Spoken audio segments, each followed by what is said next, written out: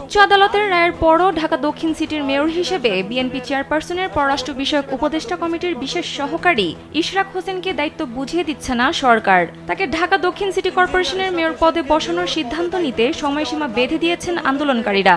এর মধ্য দিয়ে মঙ্গলবার কর্মসূচি শেষ করলেও বুধবার সকাল 10টার মধ্যে দাবি মানা না হলে কঠোর কর্মসূচির ঘোষণা দেওয়া হবে বলে জানান আন্দোলনকারীরা।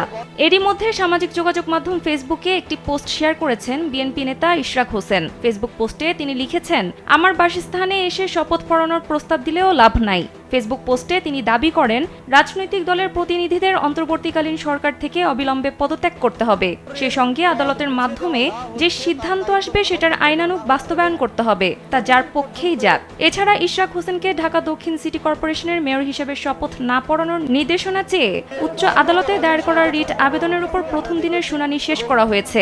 এই বিষয়ে পরবর্তী শুনানি ও আদেশের জন্য বুধবার দিন ঠিক করেছেন হাইকোর্ট।